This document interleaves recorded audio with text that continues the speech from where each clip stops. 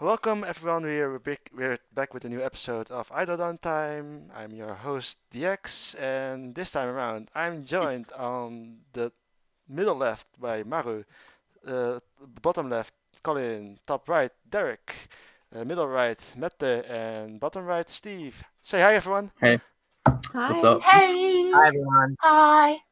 So it's Hello. been about 2 weeks. So how's everyone been? Uh, Good. I've Good. been okay. I'm weirdly tired today, so if I'm kind of off today, that's why. But otherwise, I've been good. Okay, Awesome. good enough. So Colin, we missed you last episode. What happened, dude? Work, last Ah. minute thing happened. Mm. It means that I have to basically clean up the mess. Oh, is that bad? Unfortunately, it Oh. happened. That figuratively, but yeah, 80% figuratively. But it happens. It happens. I need to do that. So it sucks that it happened because it's on the day that we do this. It's planned in advance. The timing is taken into consideration that it works for me. Uh-huh. So it just happens. When something like that happens, I just have to unfortunately cancel. But I'm here now. Hopefully, yeah, I'm 90% sure. I hope nothing happens again because it's always a thing. You never know. Exactly. So Mette, what's been going on your end? Mette. Nothing much. Been doing school as I tend to do, and then suddenly, some of you might notice that my hair is Oh. now 10 centimeters shorter than last time you saw me. So that's a big change in my life. Just going, where is it? There's Where something is missing. Where's my hair? What happened? Wow. It's on the ground. Kind of was needed. I guess, or is it more like you wanted a style change? It's more like, when you made big life changing decisions and you feel like, okay, I need to make a visual representation of that Yeah, change, and makes in sense. the end that ended up being cutting off 10 centimeters of hair Ooh. the easy way. Yeah, exactly. Wow. Derek, what's going on your end? Always a million things. I'm getting ready tomorrow to move into my new apartment, so that'll Mhm. be Oh, nice. nice. Cool. Nice. Yeah, just working on a bunch of different things. Mainly I know it sounds weird, but like I'm doing another birthday live for myself this year. Oh. Whoa. This time it's 2 days, and so I want to get like 20 something different groups, and so I'm working on that. And today actually I worked all day with Kosame on her new song. We worked on lyrics all day. She came to my place. She came all the way from Kyoto, so Oh, wow. I was pretty happy that she came all the way from there and then went all the way back to Kyoto. So very cool. Wow, that's like about 2.5 hours by Shinkansen, I think. So, wow. I think so. Yeah. It was crazy, but she really wants to do well, so like we had to work on a lot of stuff, so did that all day. So yeah, busy as usual. And you guys are all busy though too, so Exactly. everyone's been busy. What about you, Hey. Diego? For me, it was more like work and school and work and school and trying to figure out stuff, basically. So, so nothing too much, but then again, it's still the same old, same old. And yeah, just heard my aunt got vaccinated with the COVID vaccine, so that's a plus. Oh. I'm just waiting for my turn as well. So, so and now to our guest of honor, Steve. It's been a while since you came last to our show, right? So what's going on? Yeah, your about more than 2 years since I was last on 48 Talk. Wow. I've just been really busy with college, as this is hopefully my last semester. So I've just been putting all my concentration on that to get everything done out of the way. Smart. Yes, so last week we went on to your podcast and it was a lot of fun actually. So Yeah, it was a lot of fun. we ended up talking a bit longer and figured it's more like, yeah, why not have you on our as well if we had Ruka? So now it's your turn basically. Well, going into the show, actually quite a What lot. about Maria? Ah, Maria, what's up? She's here too. I thought that she already told, but Oh, Maria? you went first? Yeah.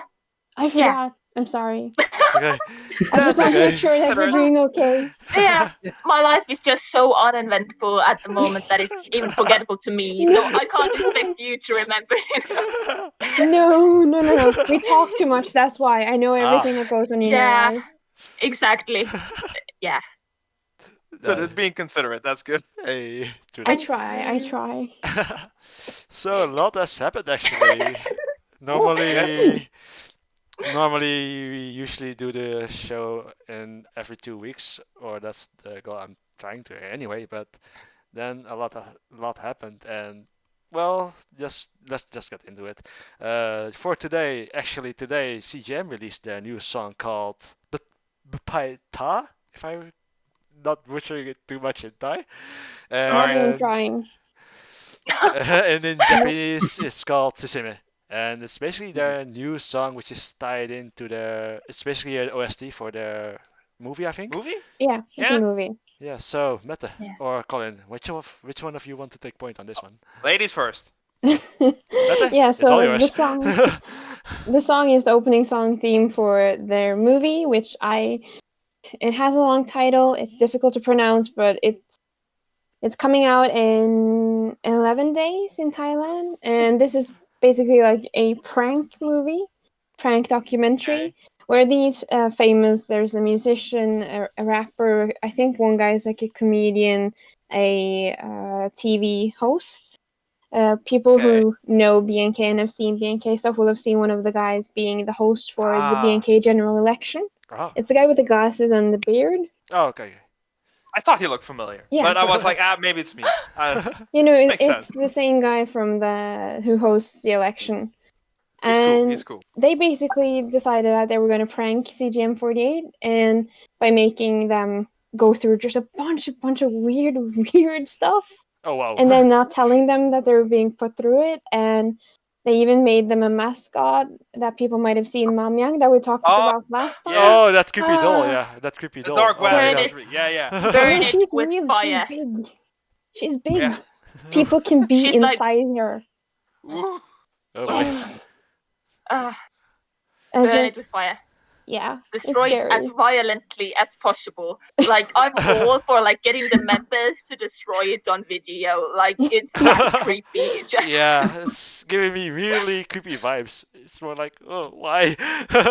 I know, and she used to live in the practice room of the CGM dorm, so in the dance room. So the girls were like, "Should we go downstairs and try to go in and turn on the light?" I was like, "No, don't want to go near her in the beginning." Oh wow, No. jeez. Yeah. And it's like at one point I think Meta said that they should just like, why is that it out in the open? They should put it in like a cupboard or something. But I was like, can you imagine Mabyang just in the dark inside a cupboard behind closed doors where you can't see it? That's not any better. That's a creepypasta right there. Yeah. Yeah. There's no winning. No, never. So at least the movie is just going to come out. It's going to be lots of fun, and the members are being pranked into do during the movie an MV for or with the guys who show up in the MV. One of them, I think, I'm not 100% sure, but I think one of the rappers in the MV is the same guy who was in Beginner, the guy on the TV. Yeah. Yeah, that's the main. I remember that guy. As well, yeah. So I think it's that guy. So, lots of connections to BNK. So they know the group, they know the story. And then there's this MV, which is about, I've only seen like a really rough English translation, but moving forward towards your dream. And it's different from the other songs that the 48 group in Thailand has released so far. So what was the song like?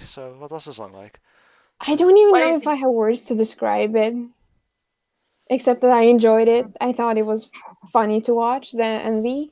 It was cool, fun to hear rap, and I think almost the entire thing is rapped or slow rap. Yeah, the slow rap basically. Yeah. So yeah, for the song, from what I gathered the song was not sure what the song atmosphere is supposed to be, but from what I got to it, it felt like a cool atmosphere with the rapping. But the strange thing is, and there was one song that had the same. I'm not sure if you can call it a feature or not, but if you pitched the YouTube speed control to 125, the whole style of the song changes basically. So from cool and mellow, Kinda. yeah, it kind of was like Jabba Ja in that sense. So if you put the YouTube speed on 125, the whole style of the song changes for some reason, and it feels like super upbeat, and it gets away from the whole coolness. And you should try it if you listen to it. As for the song itself, I actually quite liked it, but I have to say I was quite shocked as well for them to try and rapping, even though it was slow rap. And I'm going to make a small reference to Green Flash, which is the song which I didn't like with the rap. Their slow rap actually worked out for this song, so it was for me it was enjoyable. I really liked it. It was really enjoyable. It's something I would like to listen to in the background whilst I'm reading something or something like that. Not necessarily because it's a down tempo song. It's more like I really enjoyed it, and I'm not sure if it's on Spotify yet, but I will probably put it on my It will be playlist. eventually, probably. Yeah, exactly. So I will probably be putting it on my playlist. So, Maru, what's your thoughts? For me, I really like the idea of the song, but I think it could have been better executed. Like, because it reminds me of quite like a few K-pop songs that are actually really quite popular and I quite like. But I think that this song went like a step too far into minimalism. Like, it could have used a few more elements. Like, I think they should have kept it minimalistic, but not that minimalistic. And the rap, I really like the rap. Like, I don't know who exactly the members were who were like rapping in the second verse, but second verse was really, really well done. Like, the first one was okay, third one was, passable, but the second one, that was like, I was like, yeah, like, I wouldn't mind them rapping again in some songs, basically. I was like actually impressed, and yeah, I like the song. It could have been better executed, especially in the vocals department. I think like it could have sounded more unified. But other than that, I really do like the song, and I do think I'll be listening to it a lot. I think it's the kind of a song that will get stuck in your head. It's like I can just already imagine like the chorus just looping again and again and again in my head. Gotcha. Colin, your thoughts? I wasn't getting into it at first. At first I was like, it's kind of boring. And then when those guys come in and all the girls huggle together, and then Izutarina comes out, best girl Izutarina, and she then basically does, I don't know, let's say Hadoken, that's easier, to try and fight them off. And at that point I was like, okay, I like this. This is like, and it failed, unfortunately. And then until the very end, they all came together to the hokey pokey. Almost to the hokey pokey. And then they combined their powers, kind of like Captain Planet, and then they they launched a huge energy beam, bit like Kamehameha, kind of. So those parts I liked. That was fun. It's like, yeah, you know what? Fire off energy beams, then you win me over rather easily. Because, I agree with what Maria said about the minimalism. Because of that, it wasn't as interesting for me, except those parts that I just mentioned. So the Izutarina stepping out, the energy beams, that was cool. Other than that, and not for me. It was nice. It was fun. Like, those guys are also fun to watch. Versus kind of battle. That was fun. Some funny moments, some funny faces. They tried to have fun with it. I don't care that much for rapping. It wasn't, that my ears are like, shut up! But it was at Green Flash? Okay. It was at Green Flash levels? Or? Oh, you know what? I never really hated Green Flash. Song-wise, it's similar to that, where it's like, I don't hate it, but it's not really for me. But I don't hate it. If I were in the car with DX and he had this song on, I'd be like, yeah, sure. I wouldn't ask him to switch to another song, but I would be like, yeah, sure, you can keep it on because it's your song. And other than that, I don't have much to say about it. It's a neat thing. It started off meh for me, but you know what? It was neat. It was neat. Yeah. a song you wouldn't skip if it came on, like if it came on in a playlist, you wouldn't skip it, but you would have no idea how it ended up on the playlist in the first place. Yes, that's nice that's analogy. a good way of expressing Perfectly it. put. Yeah, Yes. I wouldn't put this on my playlist, but if I had say you or DX in my car and he would like, I want to listen to this song, I'd be like, yeah, sure. Steve, how about you? I was honestly quite shocked. Like I was not expecting to hear this slow like trap rap, especially for like their first like original song. Yeah. Right. This is the original song. I was expecting Yeah. more something poppy, more upbeat. So like overall, like I enjoyed the song because I wasn't expecting to hear that kind of music. But the thing that I found like really interesting are a couple things. I think this might be like the first time that a 48 group has done like a featuring with some kind of other artist, from what I can remember. Because I don't think any of the Japanese 48 HKT groups did with HKT did? someone for Sera. Oh God, Sera that's Sky or right. something. Oh, that's right. I totally forgot about that. And then also the fact that they had Japanese lyrics, I was Yeah. quite shocked, and it's just like showing how they're trying to like appeal to the Japanese fans to try to pull them in. Yeah. So it was quite interesting because it seems like BNK and CGM are in a bit of a rivalry now to win over the Japanese fans. Or And like with this, I also feel like they might be trying to pull in, like I think with the Thai fans who are more into K-pop than J-pop with this kind of a song. And honestly, I think it's if that is what they are doing intentionally, it would be a genius kind of idea because that's a whole another audience. Exactly. So Derek, your thoughts? Yeah, I mean, this is just so I'm understanding, and correct me if I'm wrong here, but this is their first original single. No. No. So Okay. this is kind of on the side. The first original single is Molly. That's not coming out until March 20. Oh God, they're having the first performance March 21st, I think, or. Okay. So this is something on the side. This is like when for Beginner, the BNK single, they had Let You Go, the opening theme song, as a coupling song. But this song won't appear on the first original single CD. This is just something completely side project. Okay. Like side project, and it's in connection to something like a Yeah, movie the or movie. something. It's the opening song for the movie. Okay, yeah. So ending. like, I have to echo what Maria said. I thought it was a little basic in the sense like I was hoping for a little bit more as far as like the dynamics go. As for marketing, I would say it's interesting that they would put this out prior to anything else. Because now, like again, as somebody who's just maybe first coming into Chiang Mai, is like music, and this is the first thing I'm really hearing per se, is, oh, you're a rap idol group. I mean, like it kind of gives me, again, this is if I didn't know anything really about them. So the timing is a little not, I guess, in the context of overall, it's just a thing you can take issue with, I suppose. The actual rap itself, I mean, it's cute. The girls do the best job they can.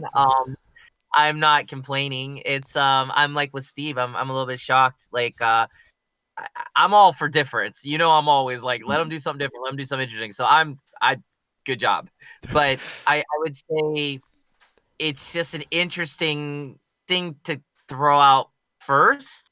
Like, and to be honest, I think it would be a good platform for them to start and have Chiang Mai be like the rap idol group of the AKB family. That would be interesting. This would be like a total flip the script moment, where what I find interesting about that is, again, in the Chica idol world, you see rap idol groups. I mean, there are some interesting little thing here today, after, like, in right in the middle, when I was working with one of my idols and stuff, we both went to go meet with the producer of the biggest rap idol groups here in in Japan as far as the Chica world goes, because I want to work together with him, and had a really long meeting with him about stuff. And we got into music and rap and everything, and we were sharing like musical influences. And it's interesting because he came into the idol world and just blew it away with his groups with their rapping. But you don't hear that kind of passion, that kind of influence on the major level. So again, Chiang Mai is a major level group. Even if they are a sister group, they're on the major level system. So that's where I find this a curiosity, you know. And I don't necessarily want it to be a side thing, because I think it's an interesting direction. It would set them apart. And they didn't do that bad of a job. Like I said, it's cute rap. It's too minimal in the sense that, like, Maria's right. Like, they should have a lot more going on, in my opinion. But it's not bad either. It's not like I would listen to it. I mean, I wouldn't say no. MV is a whole other story. I'm not really sure. I wanted to see the kind of fake violence being projected onto the idols, even if it was meant to be funny and silly. I don't necessarily think it's wrong. I'm not saying it's bad or anything. I'm not like that sensitive. I mean, you guys know me. I'm not sensitive at all. Hey. But I just, again, this is your first image, I guess, right? Kinda like, is this kind of what we really want to put out? Go ahead, Matt. You want to say something? I think this is the whole MV is a part of, and the filming of it was a part of the movie. So there's okay, that's why I wanted to reserve my judgment on that. So so if it's tied into that, then whatever, you know, then I get that.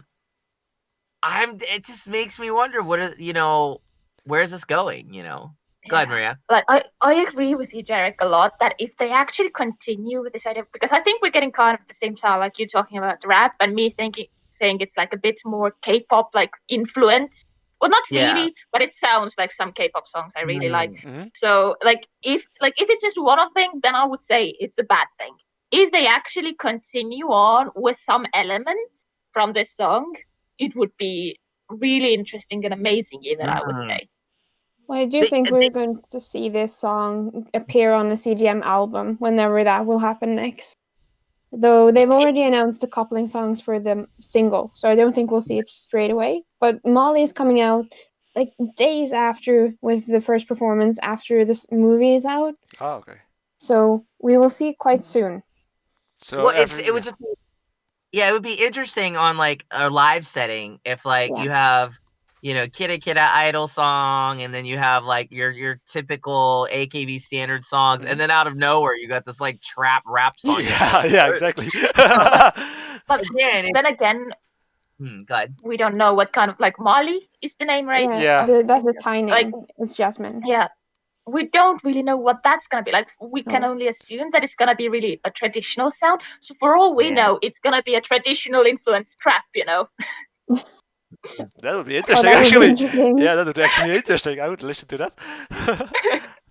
Well, it also makes me want to ask you guys one other thing, if any of you guys can answer. I mean, in Thai culture, like especially in Chiang Mai, is that popular? That kind of stuff, like everybody up in Chiang Mai get down to trap. I mean, is it like that's their thing? Like, is it overwhelmingly popular there? That's what I'm curious about.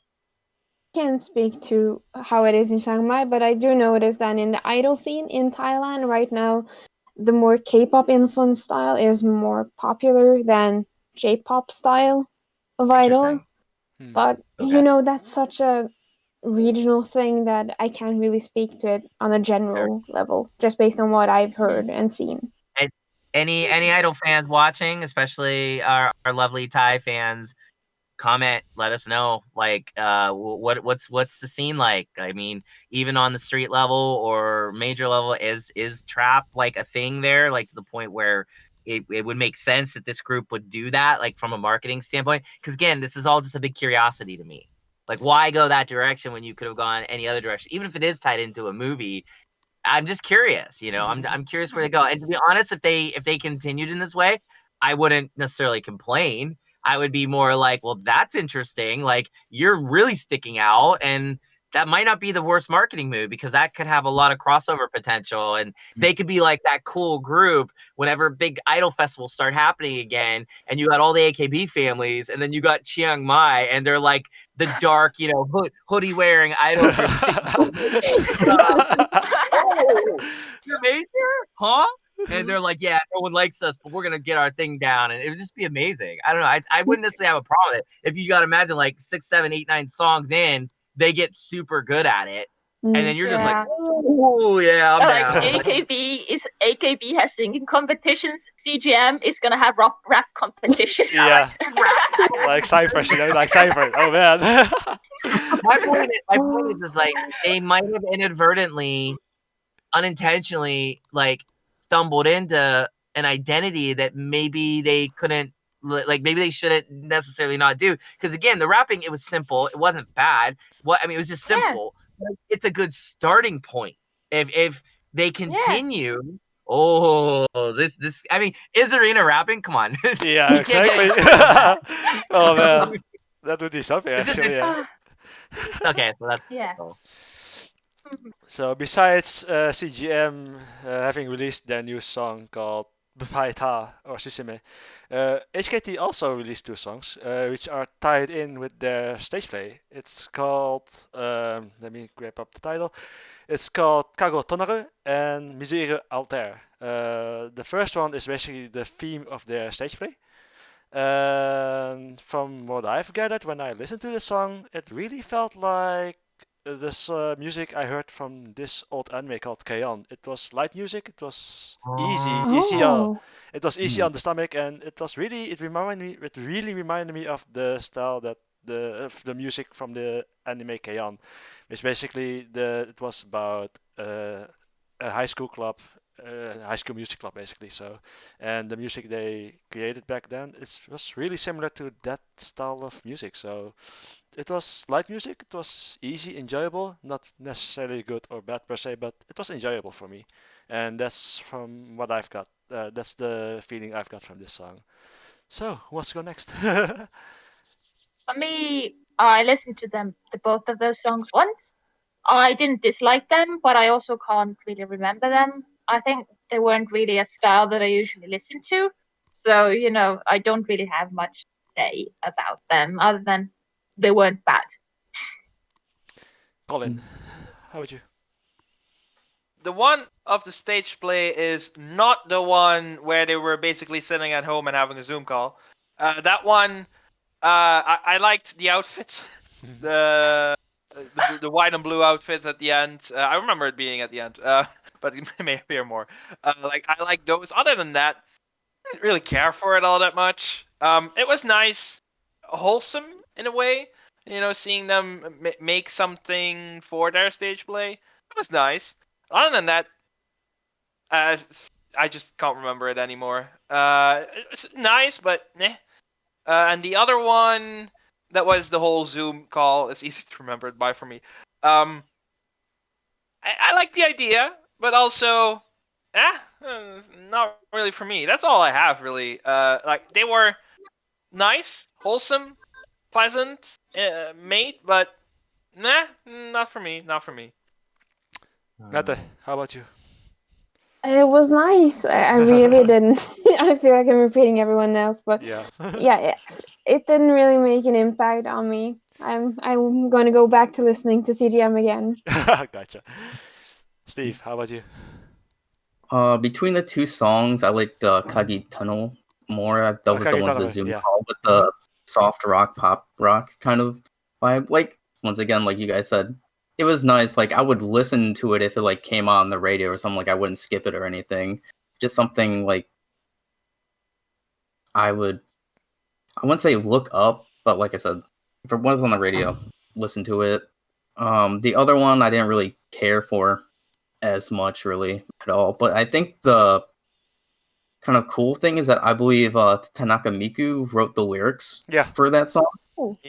So that's something that I took note that I found interesting, at least for the other song, even though I didn't really enjoy it as much.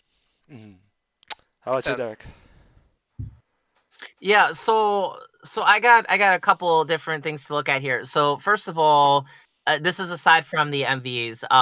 Song-wise, Kago Tonaru, like, I really like the verse all the way up to the chorus. I thought, like I was getting built up. Like I thought, they finally got like a really good sound. Again, it almost feels like this is the second or third time now I've been hearing AKB songwriting having more of a Chica Idol feel to it. Like, this was very band centric.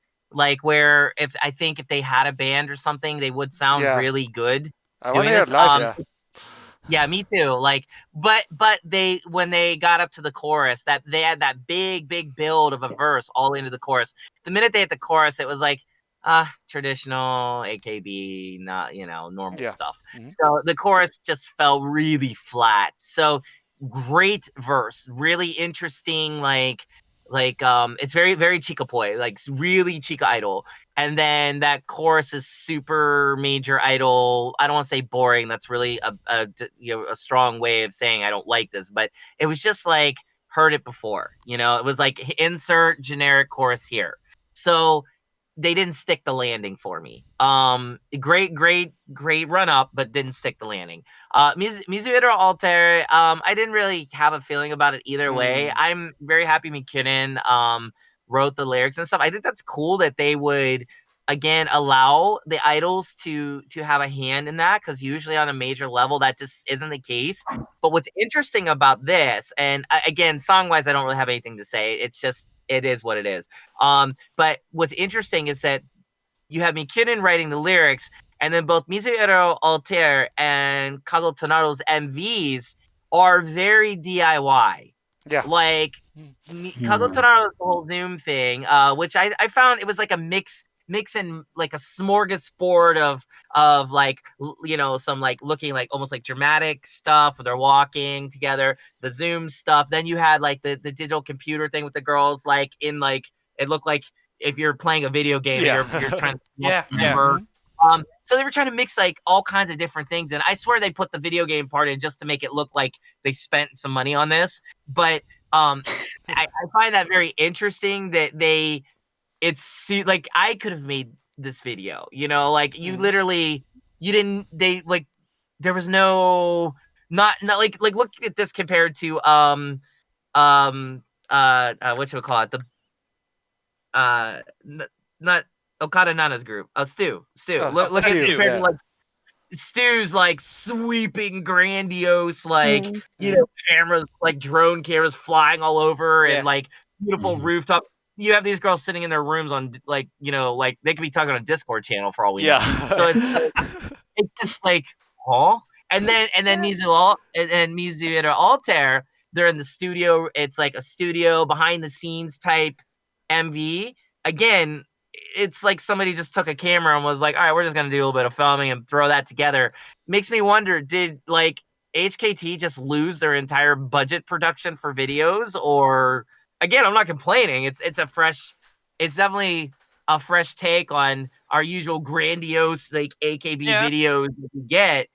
But it also concerns me. You got McKinnon writing the music, like the lyrics too. You trying to save a like. Hopefully they're just saving up for Sakura's return. Hopefully they're just saving up for Sakura coming. Yeah, let's hope at that. Yeah. Oh man. It makes me wonder, like when you put two videos out like that, and you're recruiting idols to write like the music, like the lyrics, like are you broke? Like I don't know. Like, that theater was expensive. Yeah. Again, not complaining. It was different for sure. We got a whole bunch of different ones this week, don't we? Yeah, exactly. Exactly. Not complaining. Yeah, exactly. So. Yeah. Speaking of which, we had another release, the new song from Sakurazaka 46 called "Ban," and I know Mari is really set and ready to go. So take the stage, Maria. I am so thankful for this song for existing, because after the Kago Toku, which we are going to talk a bit about later as well, I was absolutely going off on rants about how much I hate Sakurazaka for simply existing. Like I was just I just was so goddamn done. And then they released one when it's like a nugget of hope, because the lyrics are pure chaos. The lyrics of Fun are like pure Kea angst, to be simply, and I am in love. The song sounds like a Sakurazaka song, but the lyrics are Kea lyrics, which I really, really love. So I'm just happy. The song has. I can't wait for it to get like a proper high quality version of this, because the current version around is from the radio release, which is always like really, really low quality. But oh god, it's so good. The guitars in it, and just it's fast, because my main problem with Nobody's Fault was also that it's too slow. And this isn't too slow. This is like the perfect speed. I love it, and I love the lyrics. I feel so called out by the lyrics. Like straight up, the first verse sounds like it's about me, talking about staying up like through the night watching videos, and then not being able to wake up on time, so just skip out on the day, and that's just me. And oh god, I am so thankful for it, for giving me hope for Sakurazaka. I'm just so happy. Although I still absolutely hate Sakura 8 existing. Like, oh god, why? Please no. Yep. Like this song, Yep. once again, Yep. is Morita Hikaru centered, which I am fine with. Like, centering 2 times in a row, that's okay. If it happens a 3rd time in a row, though, I'm Ooh. flying to Japan to riot. Wow. times. Yeah. 2 times, fine. 3 times, what are you doing? Hmm. So, yeah. I'm making peace with Sakurazaka at the moment. For the I'm not moment. quite... Yeah, for the moment. Yeah, that's it for me, at least now. Meta, your thoughts?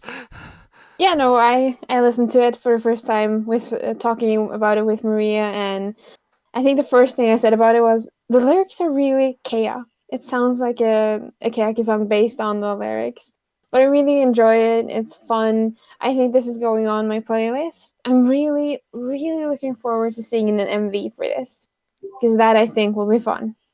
Yeah, So I exactly. enjoy it. The members have been talking about a lot that the choreography is really hard, and if Sakurazaka, former Keiaki members, are saying the choreo is hard. Oh boy. Like, Ooh. I can't wait to see it. Yeah, as for me, when I first heard the song, I was like, yeah, it's really enjoyable, high tempo, nice Spanish style guitar, had influencer vibes for some reason. And then Maru sent me the lyrics. I was like, the song and the lyrics, what a mismatch. What the? I actually was shocked when I read the lyrics. I was like, this feels so negative. And if you compare it to the melody, it's like it's a mismatch. And for some reason, it works. It's something I will definitely listen to on a daily basis. And it's more like I was expecting these dark lyrics, especially if you're a foreigner and you don't understand Japanese. It was like, whoa, what the? That's a real big mismatch. But overall, I really enjoyed the song, and I'm really curious about the MV they're going to put out with this, because is it going to be based on the lyrics or on the music? So, looking forward to it in any case. Colin, how about you? So normally I don't watch things without an MV. I like to have the whole package, but we had time, so I decided to listen to it, and it had a nice sound. Like, it was like, it's nice. That's it. More or less similar to the previous songs. If I had a passenger and it would be DX or Maria or whoever, and they want to listen to these songs, the trade-off would be, okay, but every other time I get to pick a song and it's one that I like. So I wouldn't say no, but that's the trade-off. So we go back and forth, every other time it's a song that we want, and that would be fair. And that's the way how I describe it. I wouldn't say no to it, but it was nice sounding in the moment, but I forgot about it afterwards, and I can't remember much of it. It's not my thing. Gotcha. Steve, how about you? To be honest, at first, like, I thought it was just like all right. Like, I didn't really care for it. Like, I like the acoustic sound, like in the initial acoustic sound, but then it got that like weird sound. I'm like, this is kind of putting me off a bit. But then as the song kind of went through, I started to like it more and more. It's definitely better than Nobody's Fault, or how I to put it, Management's Fault for the first single, because we all know what happened with Keiaki. Yeah. Exactly. But then as I started, because I listened to it 3 times, the more I listen to it, the more I start to like it. So I think it's more of like a gradual getting used to the sound. And just like before Maria sent the lyrics, like I totally did not expect like that type of vibe and tone for the song, because it's definitely more like upbeat. I was not expecting, just like all of you guys said. Which I'm so happy at least that there's a portion of Kayaki left and they're not going completely away. Even though, just like Maria, I completely hate the Sakura 8 concept, because like I want other members to be shown off other than these like 8 members. Exactly. It's kind of like, what's the point of having as a group if you're not going to utilize all your members? Yeah. Especially like, if go on, Maria. Yeah, me and Steve like were talking like before the show. It's like it isn't as if they aren't like having, but like they have all the members in like big performances anyways, like at Kohaku and so on. So like, why? Yeah. Why? Especially like I don't know if I'm like getting it wrong, but from what I heard, it's like the Sakura 8's like there's gonna be in like every song from what I've heard, or at least like. So I'm like, I feel like Seed and Flower is not learning from their mistakes. Just personally, Sakura 8 is the front 2 rows of every single song, and then just the third row changes from song to song. I don't like that at all. Yeah, same. You have to switch it up to keep it fresh, basically. So, but that's my take on it. Anyways, I am enjoying the song more and more that I listen to it. So, those are my thoughts. And not to mention this, like very clearly, I would say like Sakurazaka is still a very performance-focused group, but this kind of setup favors, the popular members a lot. Well, I would say like a lot of the third line members are absolutely amazing performance, especially like from the newest second gens. Like I've noticed Kosaka Marino, like in recent performances, she isn't that popular and you don't see her that much on variety shows because she's really quite quiet and serious. But then I saw her like in performances and she's so good. She's so good. And she's like only in like the B side, in like the third row B side. So I'm like, she deserves more basically. And this really is a disadvantage for the newest members, I'd say. I completely agree. Derek, go for it. Yeah, so if I had not known this was Sakurazaka and I just heard this come on like the radio, or I was walking in Shibuya and somebody's blasting in the speakers out in the streets, I would know it was connected somehow to Kea. It has that Kea sound. So a return to Kea sound is never a bad thing in our world, in our universe, because Kea certainly has a unique sound that you just can't deny. So in that regard, bravo. They did a great job. Lyrically, powerful. Fun, good stuff. I'm all about it. Like I love that the girls had a lot to say. They were going full blast. I'm with Colin though. I wish I could have saw an MV first instead of hearing this first. I think my brain wanted to see both together because with Kea, it's always nice to have those MVs. Because I mean, when we look at I can't imagine seeing Fukuon. Like every time I hear that song, I see the dance, the very famous dance. So I'm curious if they're gonna have something like that for this. So I'm hoping that they stick it even further into the KO world and bring us back what we all love that they never should have ever gotten rid of or even thought to get rid of, and like give us something dance wise that's equally as interesting. My only complaint is for me, the chorus didn't stick. Like you have every single other element to the song, and I mean every other element I love. I deeply could get into this, but for me, a chorus is so important. And it felt like it didn't go where I wanted it to musically. What they're doing vocally, it was amazing. So I wanted something a little more dramatic on the chorus, because to me it felt like when you had a build and a build, the chorus just kind of felt like it kept going the same feeling musically that they had without getting me to some plateau of some kind. Vocally, it was great, but it was so busy vocally the whole entire song.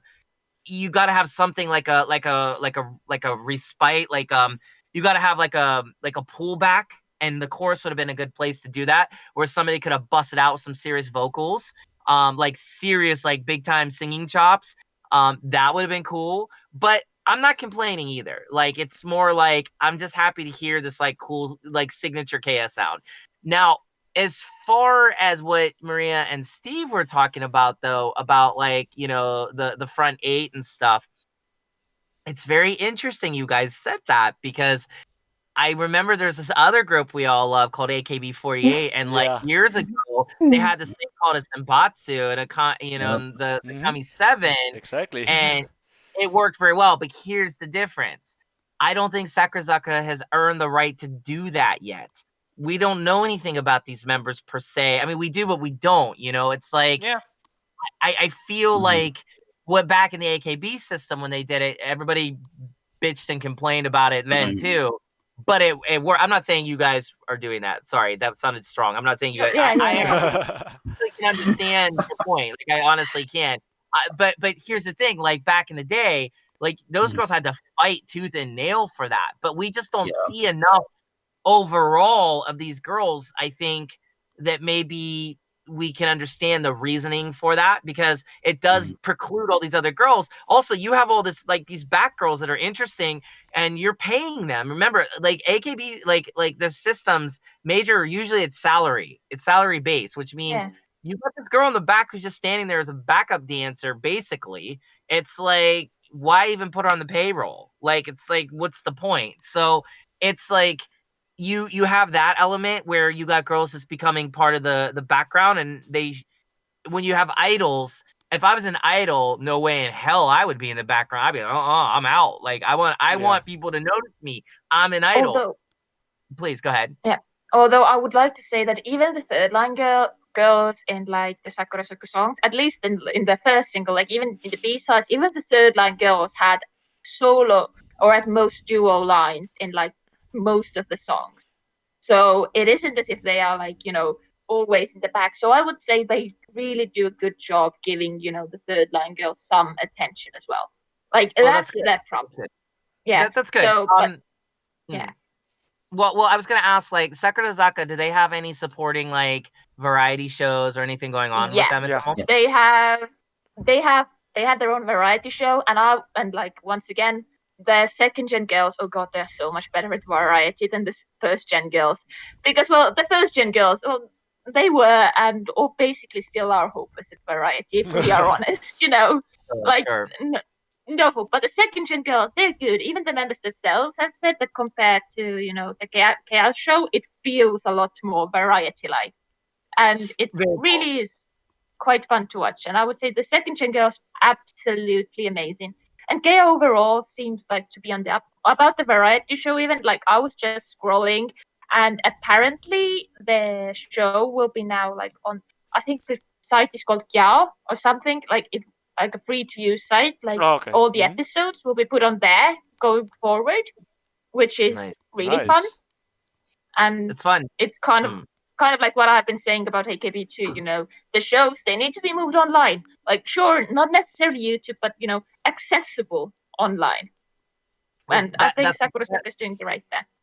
Yeah, that's a good seg into what I was actually, my point I was going to kind of discuss here with, and I'm glad you answered that like that, is I feel like in this day and age, one thing that the AKB Kami 7 Senbatsu system didn't have going for them, but yet amazingly they did a good job, was giving a lot of girls in the AKB world a chance to be known and have identities. Even if they were in the background, you could see them fighting to get into the Kami 7 to be the media Senbatsu.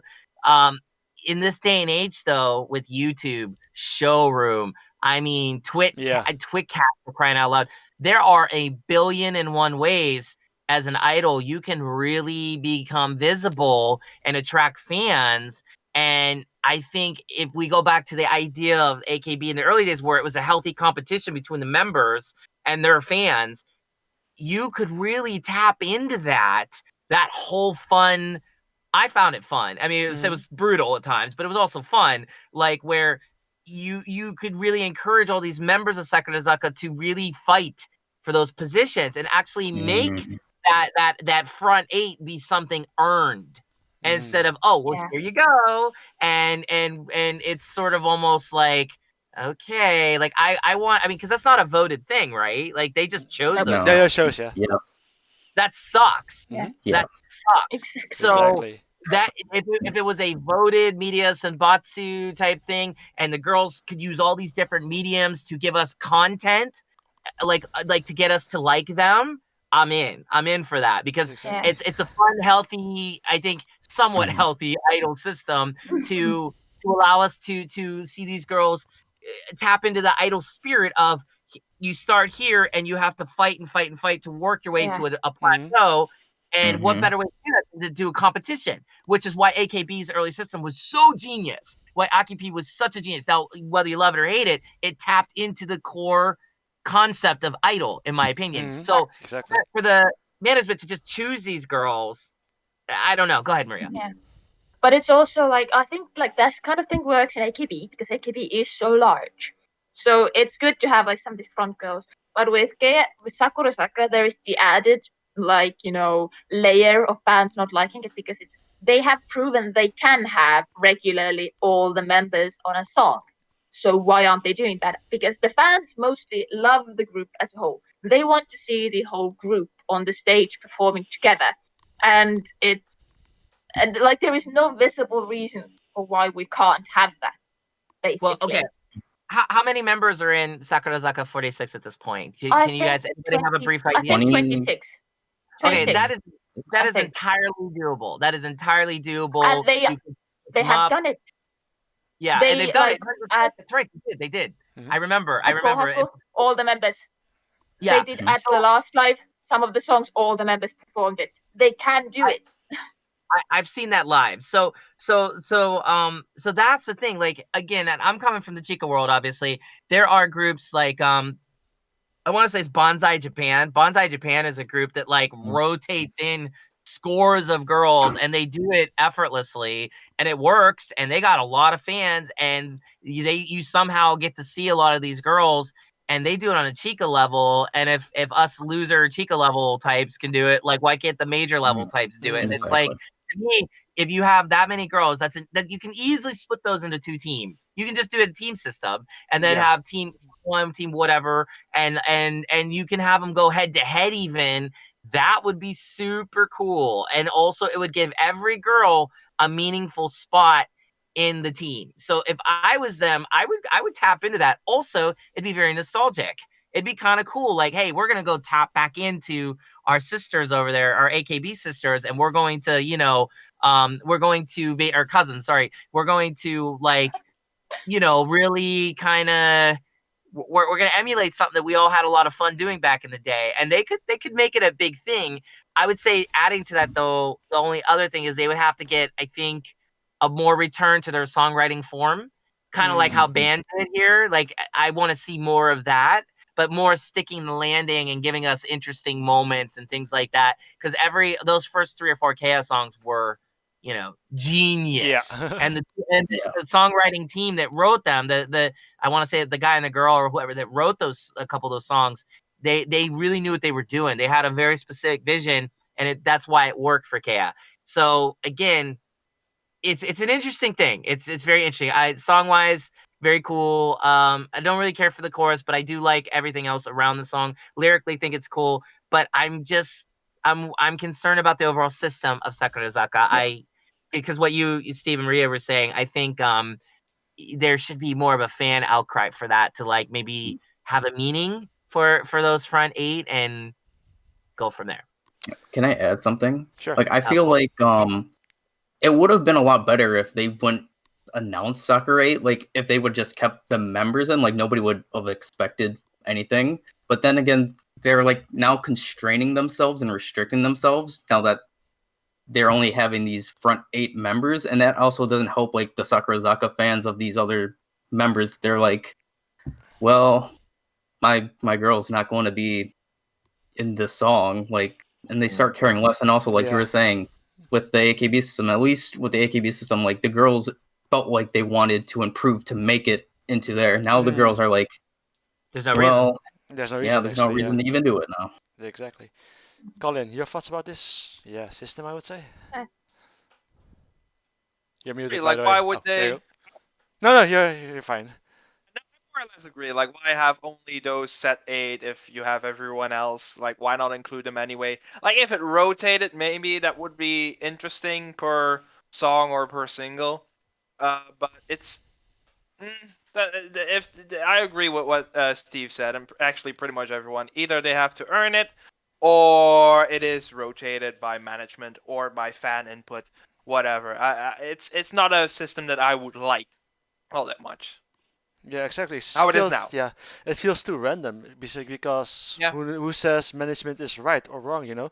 It's more like sometimes someone from the background can be more popular with the fans than the manager thinks, and they're going to miss out on, I would say, on sales and such in the long run. Because if you're stuck with this set piece of 8, yeah, it's more like it's going to be back in the day when it was Tachi and background dancers. It's going to be those set 8 and background dancers basically, and I don't want that system to be in place. It's more like it should be rotated more to keep things fresh and interesting.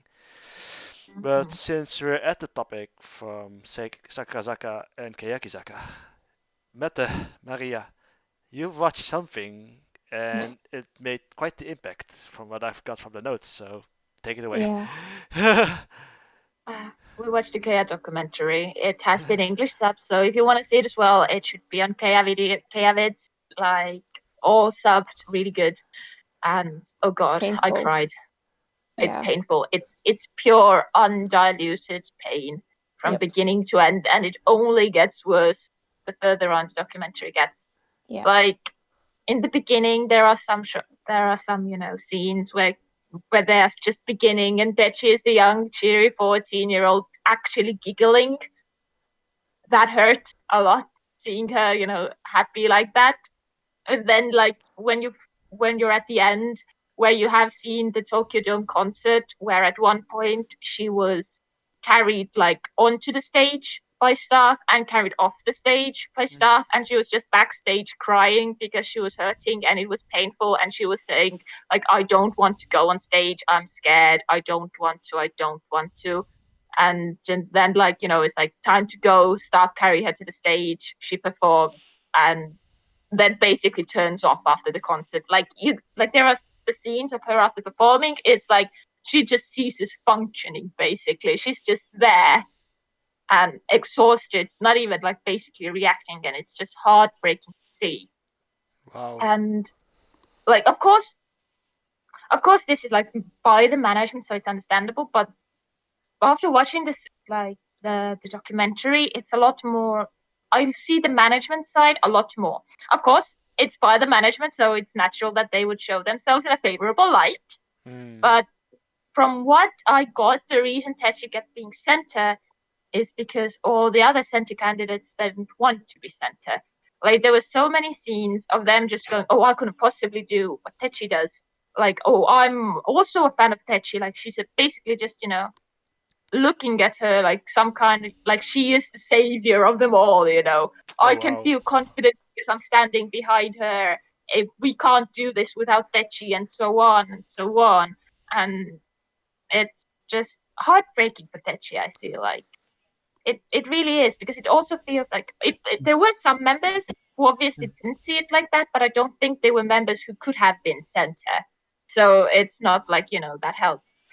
And it overall feels like if fans treat her like some god who can do no wrong and like is perfect always on stage, and then the members as well see her like that, then the pressure on her must have been absolutely immense. And like throughout the whole documentary, I saw only like one moment where a member really went and I would say took the pressure on her own shoulders, which was when Koike Minami, like there was a performance where Techi fell off the stage, and like the next song was Futari Saison, and like the members were told through their earpieces that Techi isn't gonna be coming back, and Futari Saison has that iconic solo dance, and Koike Minami did the solo dance with no planning, no practice, no nothing, And like that's the one moment I felt like Koikka stepped up and took the pressure that Techi usually has on her own shoulders, and that no other moment the members did that. And because like if Techi, like Minami herself said, it was like I didn't care if the whole like if all the fans watching hated me, I didn't care if everybody else hated me. I was going to do that, solo. And honestly, I admired her for that moment. And I wish there was more of that conviction. Like, it doesn't matter if I'm not good enough for this. It doesn't matter if I'm not Dechi. I'm gonna do it anyways because it has to be done. I wish there was more of that in Kayaki. Because I think that's, in the end, what was missing. So, yeah. I'm so bummed. I want to see this documentary. Same. Give me the link after. Like, I'm totally gonna watch this. Like, that sounds amazing, and the fact it's amazing is they're letting us see all of that. Like, that sounds very intimate. So I'm very that again. I mean, Kea was this weird phenomenon in the idol world, like exactly. out of nowhere, with these banger songs. Fukuan, like we've said, it's definitely one of the greatest songs ever written in the idol world ever. And it's easily top 5 most important idol songs ever. And like, it's just interesting to hear that pressure that poor Techi had, which we can all kind of feel. Wow, that sounds so interesting. And one scene, another that hit me really hard, that was actually like when Techi first took her first hiatus. When she told the other members, it was obvious she was thinking about leaving, and the other members got that too. And the other members were begging her, basically like, "Don't go, please don't go." Wow. And like Techi asked the members the question, "Are you all having fun during Kayakisaka?" And to me, it just made me think like Techi wasn't having fun, and she basically stuck around for the other members. Like, what do you think, Matty? Because you watched it too, and I'm talking so much. Yeah, no, but you were saying so much that I felt too, and even there's a section where Techi is doing one of her solo songs in front of the audience, and it feels, I know, I don't think she wrote the song, but it feels like that is exactly how she felt in that moment, pouring out her heart, how painful it was to have all those expectations put towards her when she didn't want to be fulfilling any of that. And even there's a line in the song saying something like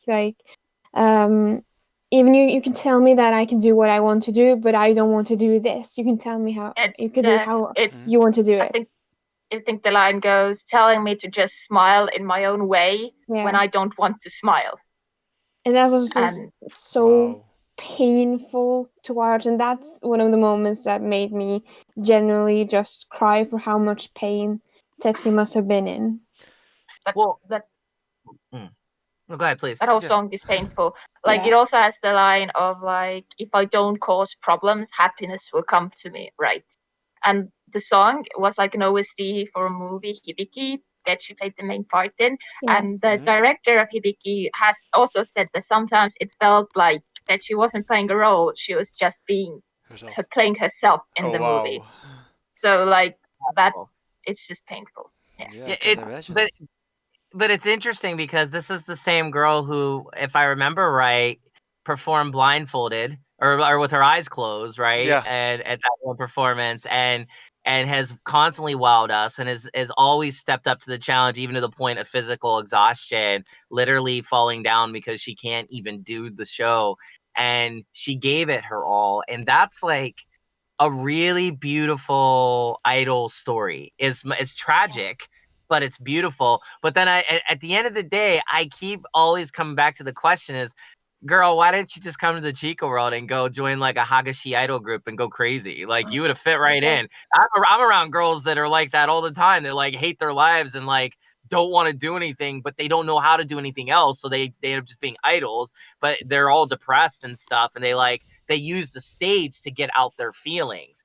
But I guess in Techi's case and Kea's case overall, they were thrusted into a limelight and a spotlight they weren't ready for. No, but how could they be? How could we know they were going to be so beloved and so hyped and like the hottest thing ever for that little slice of time? How did we know that? So when you're thrust in that name, I've heard story after story, not just an idol, but famous people in general, they talk about, this feeling of like it changes your life to the point where you don't know what to do. You're out of your comfort zone to the point where it's very uncomfortable, to the point where you're like, do I want to stay out of this comfort zone? So you either get a new comfort zone or you rebel and you fight, and that's what Techi did, because she's dark Techi, she's evil Techi, Yeah. she's she's the dark Atan, So it was very interesting.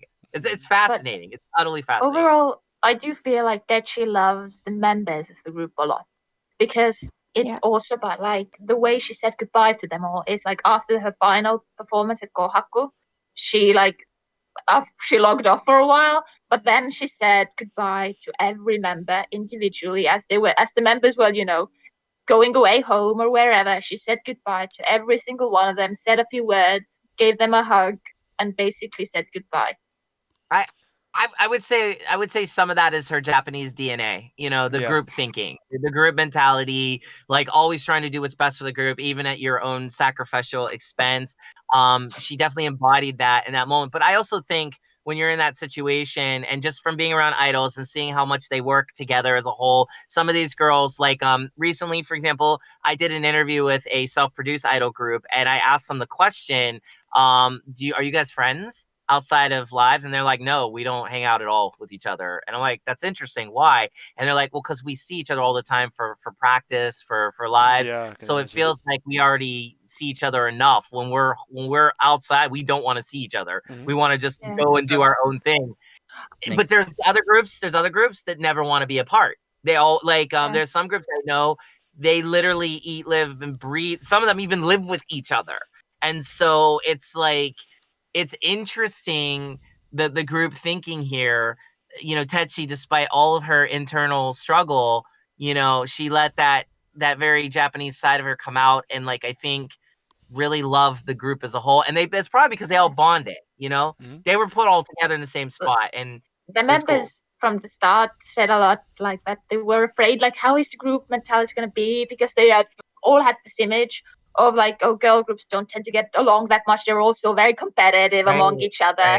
And then they mentioned it wasn't like that at all with us. It's like a lot of people get it wrong and see us as well, like really competitive. Oh, you're all jealous of Techi and so on or whatever. And it wasn't like that at all.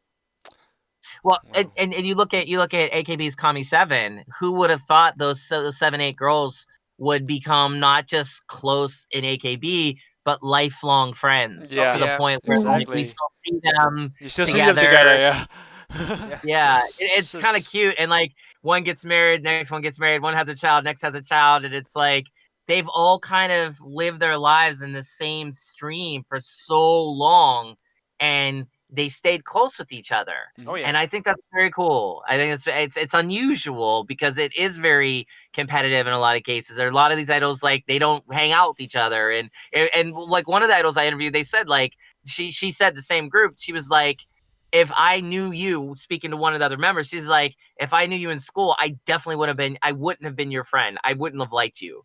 And I thought, wow, that's insane, because stage-wise, they get along great. Their chemistry is wonderful. They're a solid group. Like, they crush it every live. But honestly, they don't like each other, so to speak. This reminds me of actually a K-pop group I love a lot, SHINee, that has been together for what, I don't know, 13 years now? 13 years now. And 3 of the members just came back from the military, and they had their first comeback. And this reminds me a lot of them, because some of the members didn't see each other at all while they were in the military. Even when they were on breaks, they didn't go visit each other. One of the members straight up said, I told them not to visit me. Because it's like, after this, I'm out of the military, I'm going to have to see them anyways. I can see other friends while I have this free time, Like, it doesn't matter. I get out, we're going to spend most of our days together one way or another. And also 2 of the members pre-debut hated each other as trainees. They had some kind of a fight, and they just didn't get along. But then they were stuck into the same group, and they just had no option but to get along, and get along they did. So, That's something, alright. Oh my god. It's like, if they can put aside their personalities to work as a group, that is, I think, always the best. And they always do their best to work as a group. Like, one of the members moved out 2 years into the moved out of his dorms 2 years into their career because he straight up said, I could not stand being in the dorms. If I stayed, we would have gotten into a physical fight. I knew I had to leave when another member came out of his room, and the way he walks made me want to hit him. Oh. As it was like, I knew I had to get out. Oh my god. It's just That's something, crazy. right? Oh jeez. Funny. yeah. Steve, Can you oh, imagine? Can you imagine?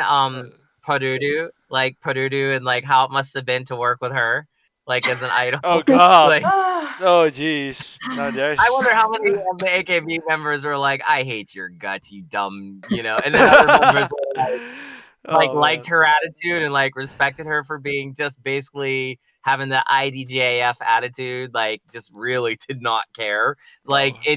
it does make me wonder, like you said, like if especially like if some of these girls lived in dorms with each other, how many of them would end up with black and blue eyeballs from fighting and hair scratches and just all that, just would have been interesting. Anyway, sorry. It's okay. Steve, Yeah. any thoughts about this? Since you're more Wow. Nagoya-based, groups, any anecdotes from that?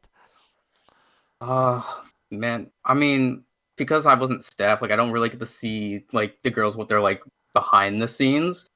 But from what I've seen, like with the groups that I saw, most of the members seemed to get get to know each other pretty well. They didn't really fight, but just like I said, like that's their own image before their fans. But then there are some groups that are like, maybe these members don't particularly like each other, but they're just doing it to do it for the fans themselves. But for the most part, I think from what I've seen, there wasn't that much infighting. But that's just from what I saw. I'd say it's a really important ability for an idol. First of all, like even if you just had a big fight backstage with another member, to go on stage and act as if nothing's wrong, still Yeah. interact with that member you had a fight with as if nothing happened, and then you can go Professionalism, backstage yeah. and continue fighting.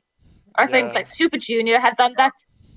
They are the one group I know who have had an actual physical fight backstage. It's legendary in the K-pop industry by this point. Wow. Like Wow. the Inkigayo battle, 2 members were like, even before going on stage, were basically going at it. Went on stage, did the performance, and then just, went off the stage and continued. Yeah, I mean, I've worked extremely closely with several idol groups, and I won't say which one or who, but I definitely can recall like one time one of the idols didn't like another idol, and she told her to die, and then that idol Whoa. basically it had a mental breakdown, and but it still had to perform, and that was really hard. I heard her say it, and it was very brutal.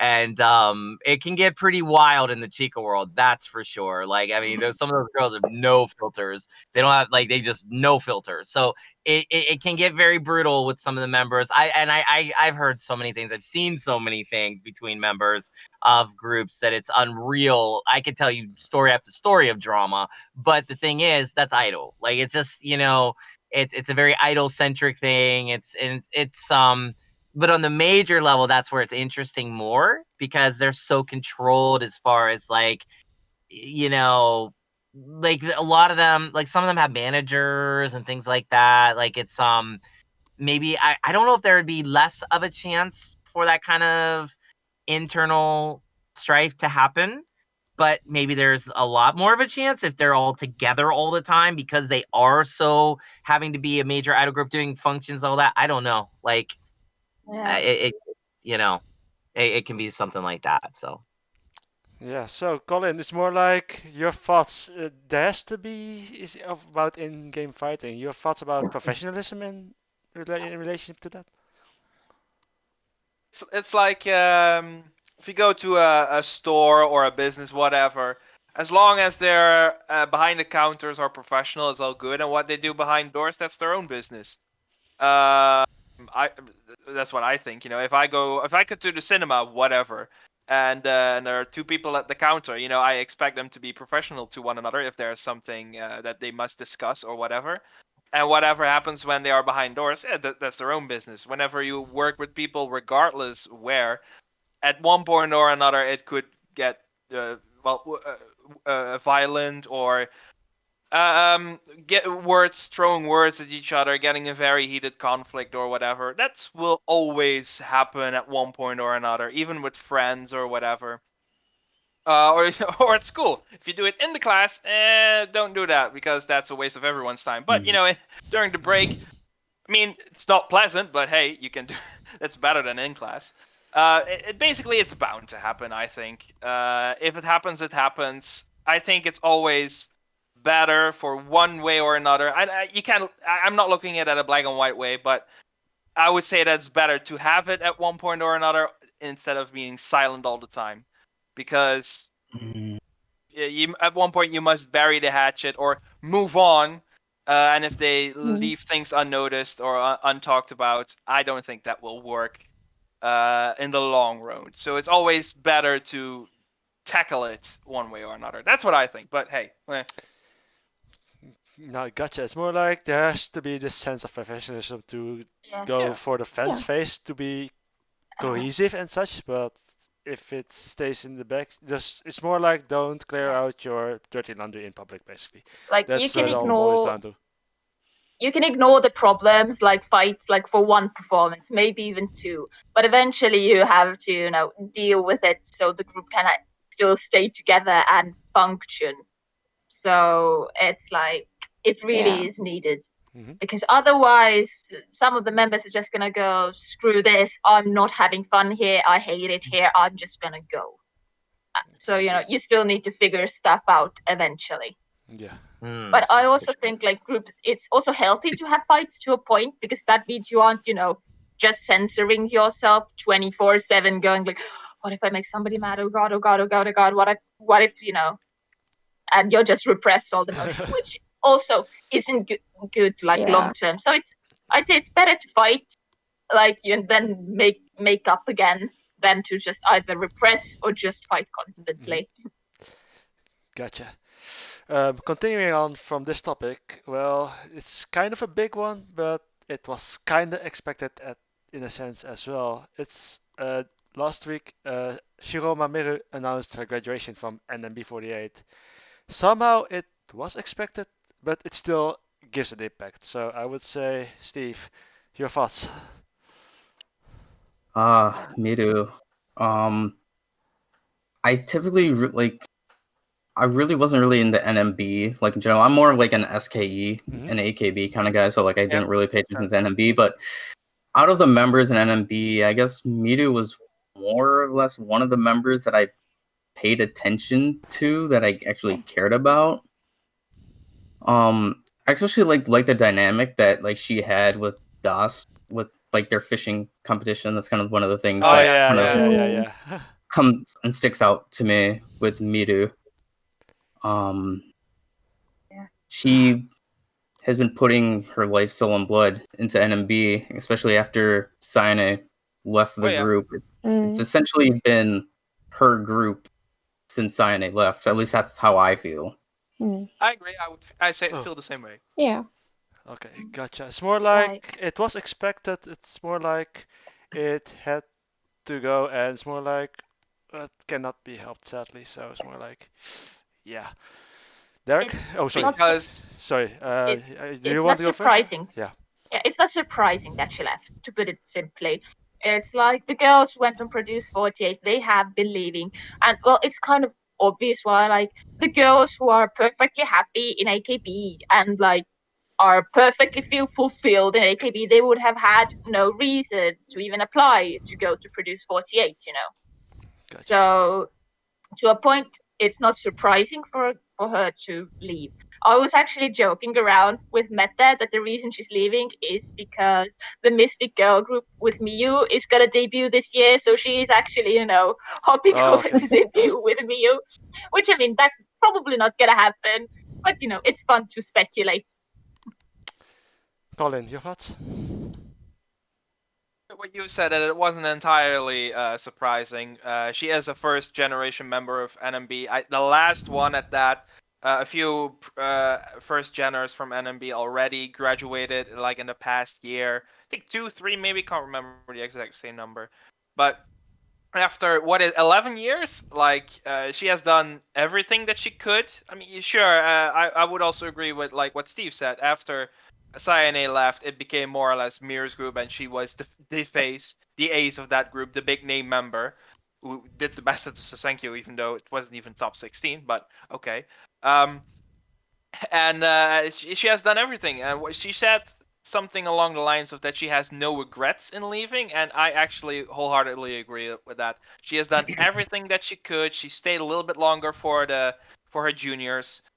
We more or less talked or brought up that we don't know that many members. At least I definitely don't from NMB. Other than that, I'm with Steve in that regard. Like, it was pretty much Miru, and after that, I have little to no ties with NMB. Though I would still check out a single, if an A-side single, if they would release it. But so it's not really that exciting. But she has done everything that she could. The new members, there are a lot of potential names. I've heard names, but I kind of forget because I've not checked up on them, so I can't remember the names. But I know that there are people who are like the newer gen members have the potential. They really can go places. So I think that's good. Even though I haven't really paid attention to them, the people that I know that told me that, I trust them. So if they say that that's the case, then that's the case. So that in itself is good. Yeah, Maria. But I also feel like NMB at the moment is doing a really good job of promoting their members with the number. Oh, So yeah. I looked into that, and oh my god, I actually got interested in some of them, in like some of the units in it. Mhm. And overall, with like the small bite-sized units, it's really a lot easier to get to know the members. They did a lot of activities, like they did a side Okay. competition with Gravia. Mhm. They played some video games. They did a lot, and I'm honestly, like, I'd say just based off of that, NMB is the Japanese AKB unit with the most, with the best outlook on the future Yeah. at the moment. I would agree. Like, I would think that Miru probably noticed it and was like, this is a good stepping off point, because again, she has done everything, and that she feels that maybe more or less because of the battle royale thing, that she sees that there's potential for the younger members to really step up. So I wouldn't be surprised that's the case. We don't know, but I can see that definitely happening. So if that's the reason why she graduated, again, sad. Like, she was the only NMB member that I really had any interest in. So in that sense, not much for me in it anymore. For now, who knows what will happen. But on the other hand, it's good that she is leaving with no regrets and that she's done everything that she could. So in that way, I am happy about that. A little bit more happy than I was with Juina graduating. Okay. But I definitely look forward to what Miru will do more in her remaining time with NMB, but also what she will do further than that. I definitely will keep an eye on her. Mette, your thoughts? Yeah, it's when a first generation member leaves, it's always sad, regardless of the group. And when a first generation member has been that impactful on their own group, in general 48 group, Yep, it's gonna sting quite a lot for everyone involved who knows of her, have heard of her, which is basically everyone. But at the same time, I think it's a good time to pass on the torch, like it feels like she's doing now. It's a moment that the group maybe needs to push itself even further away to whatever is their next step to take a new step into the future. Mm-hmm. I don't want to see Miru leaving because she's such a fun member. Mhm. And I'll follow her into her career post this as well. And I'm really curious to see how she will do the graduation single. What that will be Oh like. yeah, same. Just sadness all around. Yeah, Why exactly. not? Who knows? Exactly. So it's more like, since we're way over time, I've just checked the schedule, we're gonna have to cut it a bit shorter. So sorry, I know you wanted to talk about the Nagano groups, but we're way over time, sadly. So it's more like, let's go straight into. Oh, Derek, before we go into the recommendation, Derek, Okay, if your I get thoughts. my comments Yeah, through, sure. are we already? Yeah. Sorry, cool. sorry. Thank you. Sorry about I that. I apologize. Oops, happens. Okay, No, it happens. It's all good. We have a lot of people today. So no, so I just have so didn't Miru get COVID? Yeah. Yeah. Yeah, Did when you we said ever it, hear? Did we hear of any fallout from that? Any follow up, or it was like she had it, now she doesn't, and then life is okay now? Yeah, I think so. Basically, after the fallout, all members had to get tested who she worked with. Right. This includes But HKT and well- AKB. So But it's possible that I- she has like COVID, like you can have like breathing problems afterwards. So it's possible she has some, Yeah. after effects that she doesn't want to talk about. Like here's the thing, like again, the AKB system is crippled because of the coronavirus, and it certainly has had a dramatic impact on their bottom end as far as making money, budgeting, things like that. Miru is a top level girl, she got COVID. We don't know to what extent that racked, that racked her body and made her like Yeah. physically unable to continue. That I know personally 2 idols in the Chica world who got COVID, and one of them has graduated because of it, but lied and basically said it was for some other reason. But I know 100% for a fact it's because she's really messed up, and she doesn't want to have the stigma of that associated with her. So Yeah. she just completely flat out told everybody a whole thing that's not true. But that's normal in Idol. I know people would like to believe that idols don't lie or their staff don't lie, but they lie quite regularly to the fans about stuff so that there's the image can be upheld. So that being said, the Miru COVID situation just got swept under the rug. I mean, this was a case where, if I'm not mistaken, isn't she the most highest profile idol in the AKB system to get it? Yeah. She's like Yeah. pretty up there. Yep. We heard about Basically, it, and then nothing. It was like, and next thing you know, she graduates. I don't think that's a coincidence. I'm just saying that we have to take into consideration. Number two, AKB as a whole, as a system, is it's a crashing ship. Like it's been on the descent for a year now, as Yeah. far as like quality of the stuff they're putting out, the fact they're losing members left and right. Miru is huge. You got to think, like, outside of Cyane, you had Miru and Milky. Like those were the top 3. Although, don't get me wrong, NMB had quite a cast of colorful characters in it that were all interesting. They had so many members we could all love. But if you want to get down to it, if we got to talking to like Senbatsu, Miru, Milky, and Cyane were always our top 3 forerunners. I would say as a whole. But Miru leaving this soon, to me, it feels very premature. Cyane held those reins for so long. She beat Miru out. She beat Milky out. Yeah. Yep. And here you go, Miru. We're giving you NMB. Cool. I'm out in what, a year? Like, it's something like that. It's 2? that, and then also, something. It hasn't been long compared to Cyane's reign. Yeah, course. true. Extremely short, and she was given the reins because she didn't have Milky to contend with. So you really don't have any other big competition, I feel, as a whole in NMB. Although there's plenty of girls that could easily take the reign. I think like it's just she could have been doing this for a long time. Saw the writing on the wall, had COVID.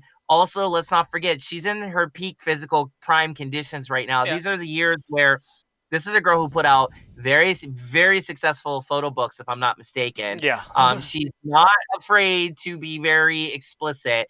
Maybe she wants to do something a little more reflective of her. I mean, she's a top name. She has a brand unto herself. It's a good time to cash in on that name if the group that you love and support is not doing anything that gives you a reason to love and support them. You're not doing stadium tours. You're not going anywhere. There's no live shows, if I'm not mistaken. Like, the theater events are pretty much all but defunct. Like, there's no support there. No. So I don't blame her for leaving. I think it has a lot more to do with maybe this crappy year overall. But I also feel like an argument could be made that she should stay for those reasons. You got all this happen, all this bad stuff happened to you. Corona's horrible. Be a leader, step up and show these girls that this is what it means to be in an idol group. You stay, you support, you lead. You don't show by example. Oh, it's okay to tap out when things are going bad, when things are rough. I'll just leave. like you could also make the argument that way too, I feel. Now, me personally, I say much love to her. Do whatever you want, girl. Like, I support her. I love her to death. But I also feel like the timing is very suspect. And I feel like it's never a good time when an idol graduates. But in this particular case, when you're that high of a caliber of an idol, you're first gen, right? She's first gen. Yeah, she's first gen. That's first gen. That's insane. Like, and she's one of the rare first gens that are still alive in the AKB system as a whole. For her to leave, like you said, Matt, it's tears all around. But think about her kohai. Think about all the girls in NMB. They're looking up to their leader, and she's like, "Peace, I'm out." It's like, really? Although some of these girls might be like, "Yep, great, see ya. Now I'm gonna take the top spot. This is awesome." Yeah. So it depends on where they're at with their thinking. She But could also be feeling like, these girls, I'm just, I'm gonna step away. It's that now, like, I don't want to be in the way. It could also be that.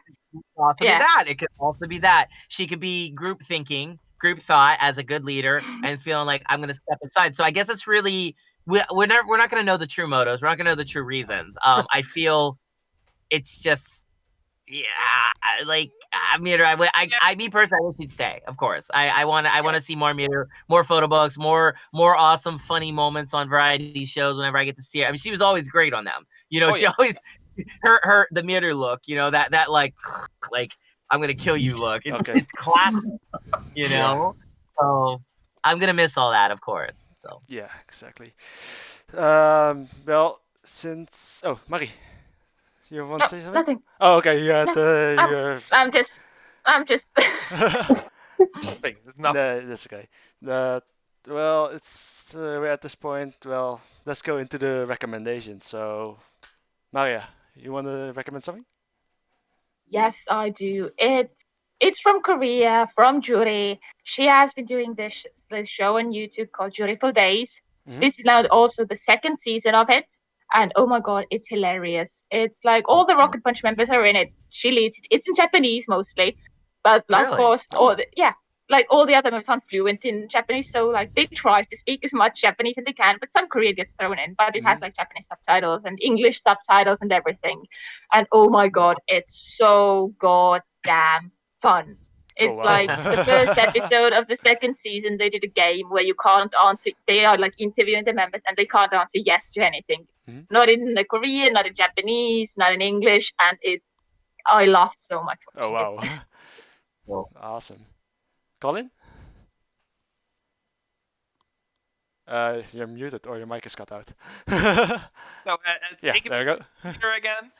Team B will do like 3 performances next weekend, so that makes me happy. But there are all other teams. They will be also doing a theater performance in the next week. Maybe more further down the line, but as far as I know, they are upcoming.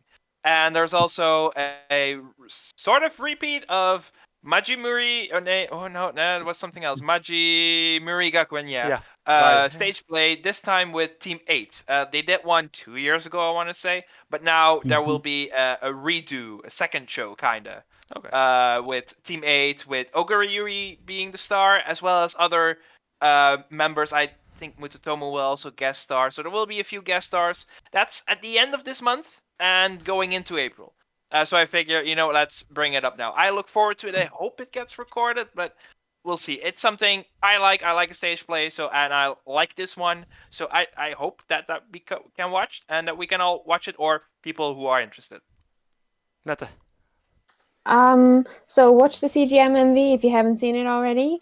And Orange's new shows are both out now. So the first and second episode, I think, is out of Love Pharmacy. I think you could just go on Twitter and search for Love Pharmacy and you'll find a link to where you can watch it. And Let's Fight Ghosts is on Netflix, but you have to have a VPN to Thailand to see it. It's there. So Oren is doing amazing work with her shows. Cool. And then check out Fai's SoundCloud or her Instagram. She's doing covers, posting music there right now, and they're really good as usual. Awesome. Steve. Yeah, even though I can't really get the chance to talk about Nagoya groups. So the group that I'm hoping to work with, Onso Josas BSJ Project, last month, mid last month, they released their first national single that you can actually listen to on Spotify. So please, if you can listen to those songs, please go ahead and do that. And then also in the Nagoya scene, there's been a group that has debuted recently, also in February, called Daremo Shiranai. I definitely see potential in them based on the songs and the music videos that they've released. So please go check out them. And then also Miscast as well. An amazing group that Derek has. Nice. Yeah. Please go check out I work pretty regularly with them. They're insanely good. Yes. As for me, I just wanted to give a small shout out. She was a part from an idol group called Link, and she has turned pro wrestler, and she just made her debut in America on AEW, the second biggest promotion in America as a wrestler. And the person I'm talking about is Maki Ito. She is she is basically at the point where she herself has become more popular than the idol group she was with, called Link. So I just wanted to give a shout out to Maki Ito, basically. And her nickname is the Fired Idol. Yeah, basically. Which is really, it's so fitting all in all. So that's why I wanted to mention that one. Last, Derek, go for it. Yeah, okay, so I got a couple. First of all, I have to echo what Matt said. Check out the Chiang Mai 48 MV. Tell us what you think. I'm really curious. I'm really going to be reading any fan comments about your reaction to their choosing this interesting rap approach. Should they be a rap idol group on a major level? Could they pull it off? I mean, give us your comments. Give us your feedback. If you're from Thailand, I especially want to hear from you because you'll have a much different perspective than all of us non-Thailanders. And I hope you'll give us your time and tell us that. There's no secret that we've all really supported BNK and everything because they're like the honor roll students of the idol world, and they just never fail. But this is Chiang Mai's got a lot to live up to in that regard, don't they, Matt? Like a lot. So I'm curious. But they have his arena, so I mean, I think all will be well. But this is a very interesting turn of events. I did not expect. And so I really want to know what you guys think. I'm really intrigued this week. Also, I have to say, for Maria's sake too, check out the Sakurazaka song Ban. Even though there's no MV like me and Colin really would like, I feel like the song is worth listening to. But does the chorus work for you? Because I want to know. Because I mean, for me, I'm very picky as a musician. Of course, it didn't work for me, but it is good. It is good, and it's emotional, and the lyrics are pretty intense. So does it work for you guys? Can we should we see more of this? Can we see more of this? Again, give us your thoughts. I would also encourage a lot of you guys to go back and watch some of the old AK bingos. The reason why I'm saying that is because we talked a lot about some of the old systems. We've talked about some of the old members. Like, go watch Miru, like in the old AKB episodes she appears. They're AK bingo episodes. She's hysterical. Like, and also the whole Sambatsu system. If you go way back and watch those early days, does it work? Can it still work now? I mean, we got a little bit nostalgic now, so I would say I'd encourage you guys to go dive into the catalogs and see what's there. As far as now, the last thing I want to say is I've been recently doing online checky sessions with many idol groups. And what that basically is you go to my website, Idol Underworld, which is idolunderworld.com. Make sure you check it out. Miscast is on there, among many others. And you can purchase a checky ticket in which I will take a checky of the member of the group that you choose to buy the ticket for, and then at the online checky session, she will sign the checky live for you, and she'll talk to you. We do a Twitcast, so she'll sign the checky, and then you can also request poses. The girls love when they get pose requests because some of these girls, I have to take 50, 60 checky of them, and they don't want to do the same thing over and over again. So if you give them poses, they get real excited. So you can do pose requests. And then also you can talk to them during the Twitcast. I actually do translation, but I've actually got really, really good at it. And sometimes I even have professional translators come if it's a little too complicated. Also, Kenji-san, he is the manager for Mary Baden. He's been my assistant lately, so he'll help with like the super hard Japanese. But basically, anything you want to say to the girls, you can say, and they ask questions back. And depending on the group, you're gonna get some very interesting responses. So on March 23rd, I have Last Question. They're role-playing game idol unit. Like basically, they like old school video RPG games, and they've been around forever in the Chica world, like years and years. There's 3 members, and I really love them and support them. They're doing their second online Checky session. Their first one, actually, they had quite a few people, and they're very fun. Their one member, Mugi, tends to get very hyper, like very hyperactive during these sessions. So if you ask her the right question and get her talking about something she loves, like she'll start freaking out. And so it's just funny to watch that dynamic, you know? And so if you want to like get into the idol world, this is a great opportunity to start learning about idols. Go to like Mugi's, Twitter, see what she likes, then buy a Checky and then come to the session and ask her a question about that. She'll freak out, and you're actually going to be doing what would be like a real idol live type on Checky session is. That's the whole point. I'm trying to emulate that experience for you guys if you were at an actual idol live here, and it's been going extremely well. So Last Question is March 23rd at 7 p.m. And then I have hold on, give me 1 second. I have the idol. One of the idols I'm producing, Miho. Her Checky session is at 7 p.m. on March 26th. That's actually going to be on YouTube. But when you buy a Checky ticket, I give you the link to where you can watch. Miho, her first one she did was like 3.5 hours long or something. Like it was ridiculous. Me and her, we have a really like good, like we're just able to talk very well with each other. And so she can't speak any English, so we really go back and forth with talking. But like fans were asking her to sing and like be funny, and she just takes a long time to sign your Checky. She doesn't just sign her name; she decorates it. She writes stories. So she's a good one to do. Also, I'm producing her, so it'd be nice if you checked her out. She's real cool. The next one is Mary Bad End, the other group I love. And I work for pretty directly. They are having their Checky session on March 30th at I want to say it's 7 p.m.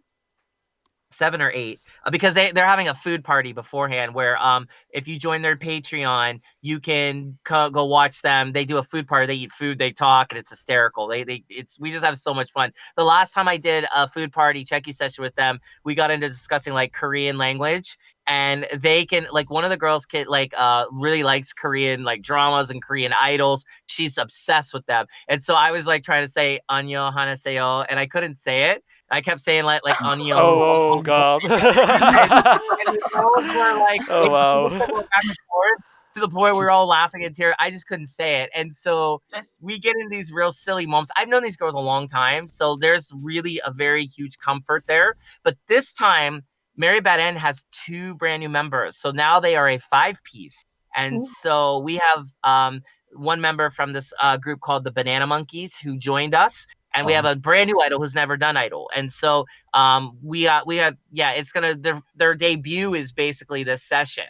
So it would be great to see if you support. And then last but not least, on the 31st is the next day. The other idol I'm producing, Kasame, she is having her very very very first Checky session. That's at 7 p.m. She's very like if you like crazy hardcore death metal grindcore, you're gonna love her because as she even raps, and she does death. Her death voice is insane. And she speaks English and pretty good English at that. She's basically a genius. Like she's very young. She's like her IQ's got to be up the charts. Like she's scary smart. And so she actually writes a lot of her own. Well, she writes all of her lyrics. She writes all the melodies for the songs.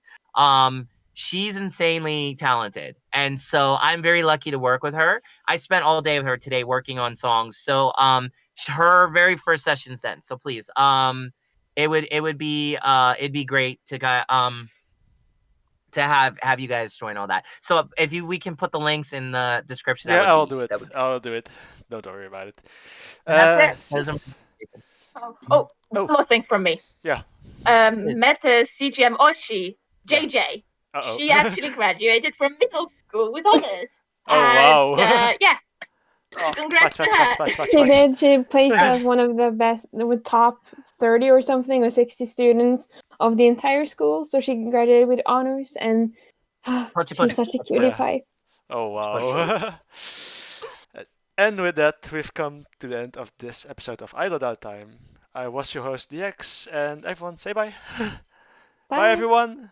Bye. Bye.